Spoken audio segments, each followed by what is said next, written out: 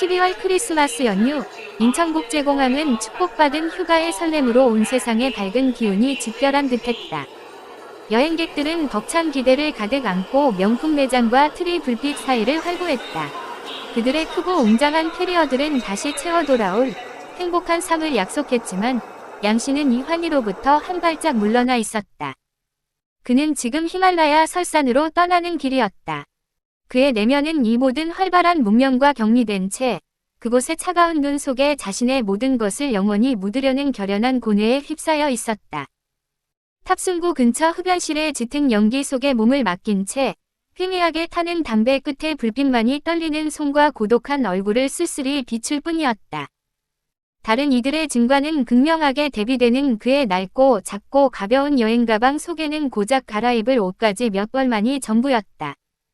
되돌아올 필요도 무언가를 담아올 기대도 없는 이 가벼움이야말로 그가 지금 떠나는 여정이 이 세상의 모든 무게를 영원히 내려놓는 마지막 약속임을 섬세하게 암시하는 듯했다.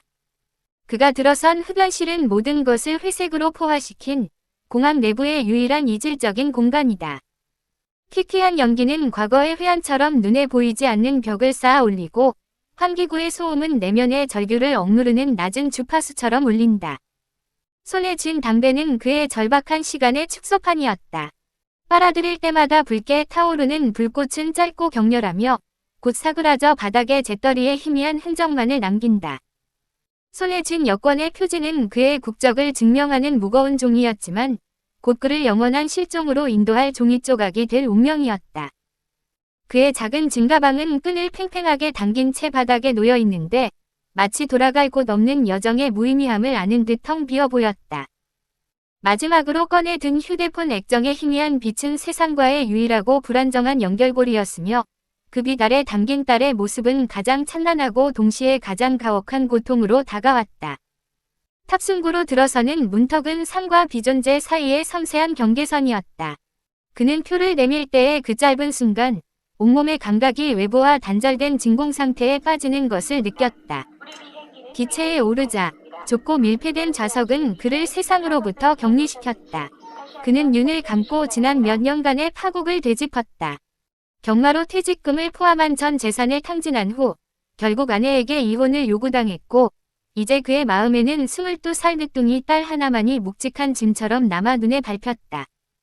이륙을 위해 활주로를 달리는 순간 엔진의 무자비한 굉음이 그의 귓가를 때리고 지상의 모든 불빛은 가속도에 의해 뒤로 팽개쳐지는 과거의 환영처럼 빠르게 소멸한다.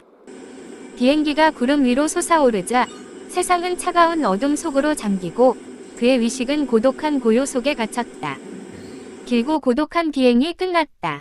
카트만두의 트리부반 국제공항에 발을 디디자 낯선 흙먼지와 밤의 쌀쌀한 기운이 섞인 이국의 공기가 그의 폐부를 채웠다. 인천의 소독된 공기와 달리 이곳의 공기는 생존의 거친 냄새를 품고 있었다. 공항은 세련됨 대신 인간의 거친 활력과 혼잡함이 뒤섞인 소리로 가득 찼고 양씨는 자신이 세상의 경계 밖에 던져졌음을 실감했다.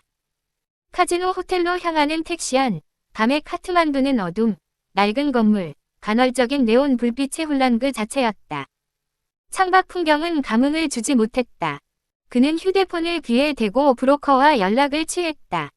과거 미국으로 이민 갔던 경험 덕분에 그의 영혼은 현지인처럼 유창하고 막힘이 없었다. 삶의 다른 영역에서는 모든 것을 잃었지만 오래된 이민 생활이 남긴 이 언어 능력만이 그의 존재의 마지막 도구처럼 느껴졌다. 그는 마치 죽음이라는 거래의 계약 조건을 확인하는 냉담한 사업가처럼 브로커와 대화했다. 양씨가 먼저 낮은 목소리로 말했다. 레디 투 프로시드. 진행 준비 완료다. 그리고 계약 내용을 간결하게 확인했다.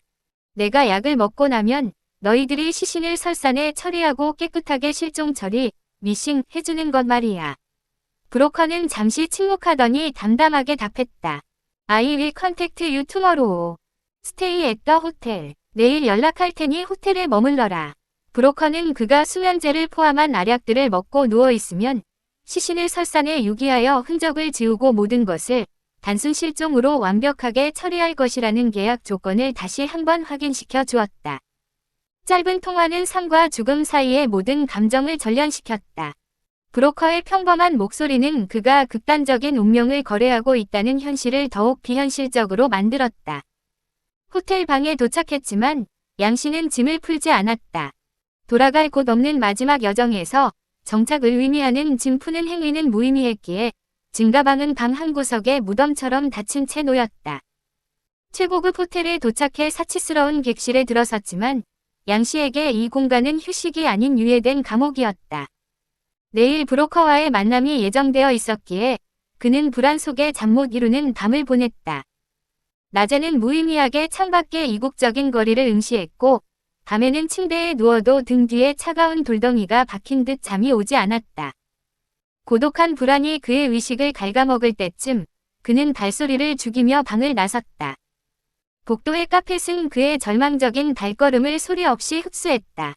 그의 발길은 우연찮게 로비 구석, 붉고 푸른 네온 사인이 성광처럼 새어나오는 카지노 입구 쪽으로 이끌렸다. 그는 카지노 안으로 들어서지 않고 입구 부근에 서서 내부를 응시했다.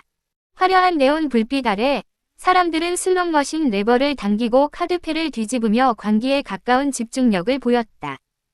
그의 시선은 로비 중앙 천장에 걸린 대형 전광판에 꽂혔다. 그 전광판에는 카지노 내 모든 슬롯머신의 상금이 합산되어 표시되는 프로그레시브 잭팟 금액이 쉴 새 없이 올라가고 있었다. 현재 총액은 약 50만 달러, 하나로 계산하면 5억이 훌쩍 넘는 거금이었다. 저 돈이 내게 주어진다면, 저 돈만 있다면, 내일 히말라야 설산에 버려지지 않고 빚을 갚고 그래도 새 출발의 비빌 언덕은 되어주지 않을까. 실오라기 같은 희망이 절박하게 피어올랐다. 주머니 속을 뒤져보니 마지막 남은 달러 지폐 몇 장이 만져졌다. 그는 그 돈을 코인으로 바꾼 뒤 사람들이 가장 북적이는 잭팟 슬롯머신 앞으로 다가섰다. 이미 죽음을 결심한 몸이었지만 삶의 마지막 순간까지도 인간은 이렇게 발버둥 치는 것일까. 그는 심호흡을 하고 마지막 코인을 슬롯에 넣었다. 이 마지막 도박 행위가 그의 남은 생을 결정할 수도 있었다. 떨리는 손으로 레버를 당겼다. 굉음을 내며 운명의 릴이 돌아가는 순간 그의 영혼은 살고 싶다고 절규하며 레버를 꽉 쥐었다. 돈을 넘어 그를 짓눌렀던 모든 짐을 청산하고 다시 일어서려는 아버지의 필사적인 염원이 담겨 있었다. 슬롯머신은 몇 차례 헛돌며 돈만 잡아먹다. 드디어 릴이 멈췄다. 첫 번째 그림, 두 번째 그림. 잭팟을 알리는 그림 2개가 나란히 들어왔다. 심장이 미친 듯이 요동치고 온몸에 전율이 흘렀다. 숨이 막혀왔다. 제발, 제발. 그의 눈은 세 번째 릴이 멈추는 순간에 찢어질 듯 고정되었다. 그러나 세 번째 그림은 그의 인생이 늘 그랬듯 보기 좋게 빗나갔다. 삑사리. 요란한 소음과 함께 그의 남은 돈은 한 푼도 없이 사라졌다. 슬롯머신의 번쩍이는 불빛은 이제 조롱처럼 느껴졌다. 깊은 한숨과 함께 그는 몸을 돌려 카지노를 벗어났다. 그의 주머니는 완전히 비어 있었다. 브로커가 건네준 수면제를 먹고 죽기로 한 몇 시간 전 삶의 마지막 끈을 잡으려 했던 필사적인 도박은 예전 경마장에서 늘상 경험해 봤던 삑살이 나는 실패를 맛보고 축 처진 어깨를 움츠리며 호텔 밖으로 나서자 늦은 밤에 찬 공기가 그의 피부를 파고들었다. 길거리의 희미한 불빛 아래 그는 마지막 담배 한 개비를 꺼내 물었다. 떨리는 손으로 담배에 불을 붙이고 깊이 빨아들였다. 씁쓸한 연기가 폐를 가득 채우고 다시 허무하게 흩어졌다. 고뇌에 찬 그의 얼굴은 담배 끝에 붉은 불빛에 잠시 드러났다가 이내 어둠 속에 잠겼다. 텅 빈 마음에 맺힌 지난 시간들의 후회와 절망이 차가운 연기와 함께 밤하늘로 사라지는 듯했다. 힘없이 담배를 비벼 끈 뒤 그는 무거운 발걸음을 옮겨 호텔방으로 올라갔다.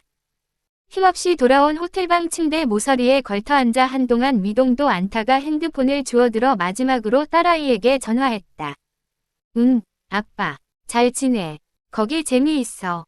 딸의 목소리는 형식적이었고 그의 떨림을 눈치채지 못한 듯 무심했다. 양 씨는 목이 메어 잠시 말을 잇지 못했다. 아니, 그냥 잘 지내나 해서. 응, 알았어. 아빠, 잘 놀고 돌아오면 전화해. 끊는다. 하나뿐인 외동딸은 바쁜 일상 속에서 무심히 통화를 종료했다. 수화기에서 소리가 끊기자 양 씨는 눈시울이 뜨거워졌다. 딸의 무심함은 오히려 그의 절망을 마지막 단계로 인도했다. 침대에 걸터앉은 양 씨는 텅 빈 객실의 한기 속에서 홀로 기나긴 고뇌의 시간을 보냈다. 그는 방금 끊어진 하나뿐인 딸과의 통화가 자신의 삶과 세상 간의 마지막 단절이었음을 잔인하게 깨달았다.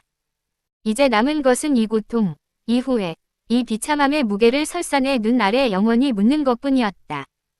손바닥에 올려놓은 작은 플라스틱 약통이 그의 파멸의 증거처럼 무겁게 느껴졌다. 약통 속의 흰 알약들은 고통 없는 잠, 즉 차가운 안식으로 가는 열쇠였다. 그는 약통을 쥔 손을 내려다보았다.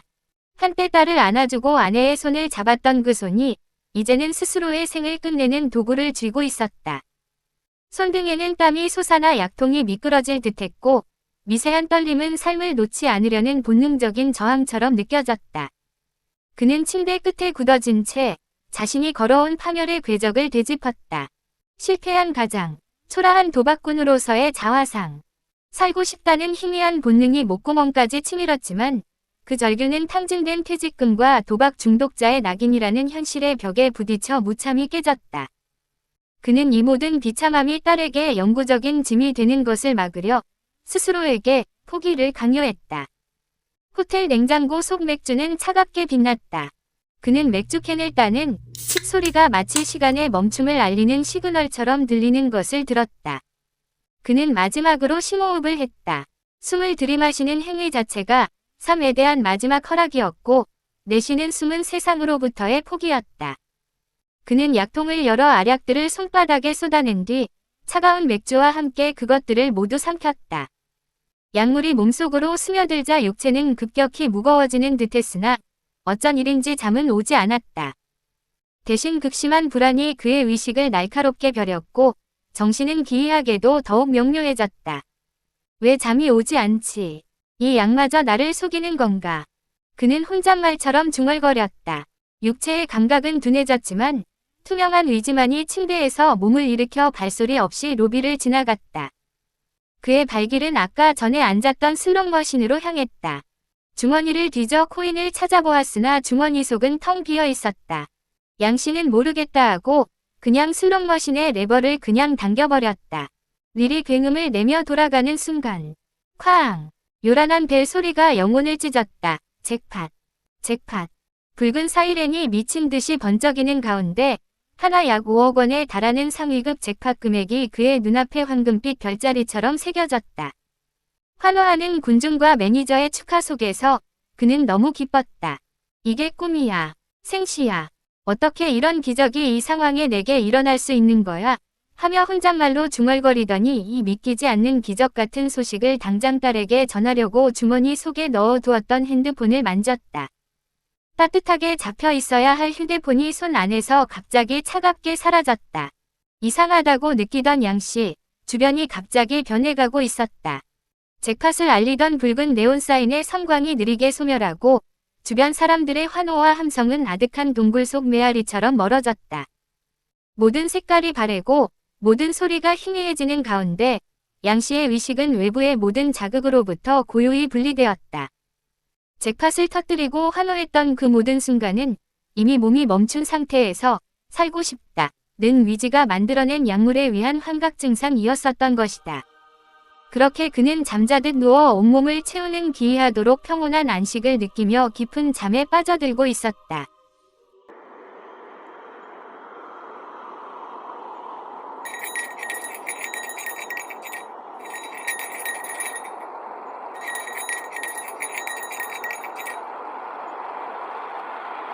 어디로 가야 하나